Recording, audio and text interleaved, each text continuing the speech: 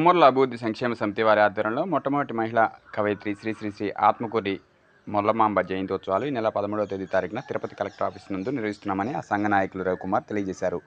ఈ కార్యక్రమం తిరుపతి జిల్లాలోనే కాకుండా ఆంధ్ర రాష్ట్రంలోని ప్రతి జిల్లా ప్రభుత్వ కార్యాలయంలో కూడా అంగరంగ వైభవంగా ప్రభుత్వం వారు నిర్వహిస్తున్నందుకు సంఘ రాష్ట్ర అధ్యక్షులు పొన్న రవికుమార్ ప్రభుత్వానికి కృతజ్ఞతలు తెలియజేస్తున్నామని ప్రకటనలో తెలియజేశారు. నా పేరు పొన్న రవికుమార్. ఇక్కడికి వచ్చినటువంటి మీడియా మిత్రులకి, పత్రికా విలేకరులకి అందరికీ శుభసాయంత్రం. ఈరోజు మీడియా ముందుకు రావడానికి గల కారణం ఒక అత్యంత అద్భుతమైనటువంటి ఒక సందర్భం. అది మన తెలుగు మహిళా కవయిత్రి శ్రీ శ్రీ శ్రీ ఆత్మకూరి మొల్లమాంబ గారి జయంతి ఉత్సవాలు రేపు అనగా మార్చి 13వ తారీఖున ప్రతి సంవత్సరము గవర్నమెంట్ వారు నిర్వహించడానికి 10 సంవత్సరాల నుంచి వేచాము.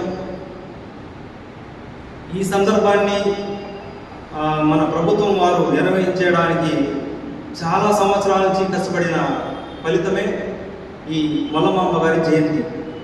కవులలో మహోన్నతులు చాలామంది ఉన్నారు. దాదాపుగా వారి పేర్లు కూడా మాకు అంత తెలియదు. అయితే కవయిత్రి అని ఎందుకంటున్నామంటే మన తెలుగు జాతి గర్వించదగ్గ మొట్టమొదటి మహిళా కవయిత్రి అయినటువంటి మొల్లమాంబకి ఇన్ని సంవత్సరాలకు గాను ఇప్పుడు మన రాష్ట్ర ప్రభుత్వం వారిచే ప్రతి ప్రభుత్వ కార్యాలయంలో ఈ మొల్లమాంబ జయంతిని నిర్వహించాలని జీవో రావడం చాలా సంతోషంగా ఉంది.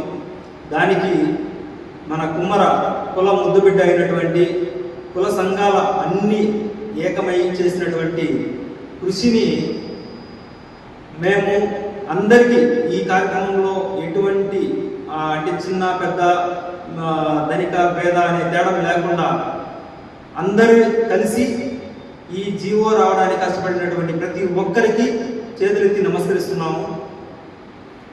ఈ మహిళా కవయిత్రిని సెంట్రల్ గవర్నమెంట్ నుంచి కూడా పోస్టల్ ముద్రని కూడా ఇవ్వడం జరిగింది. దానికి కవయిత్రికి ఈ కవులలో ఎంతోమంది ఉన్నారు, మహామహులు ఉన్నారు. కానీ మొట్టమొదట రామాయణాన్ని సంస్కృతంలో నుంచి తెలుగులోకి అనువదించి మనం అనర్కలంగా మాట్లాడగలిగే విధంగా రామాయణాన్ని రచించినటువంటి కవయిత్రి, మహిళా కవయిత్రి అయినటువంటి మొల్లమాంబకి మరొక్కసారి జన్మదిన శుభాకాంక్షలు తెలియజేస్తూ సెలవు తీసుకుంటాం.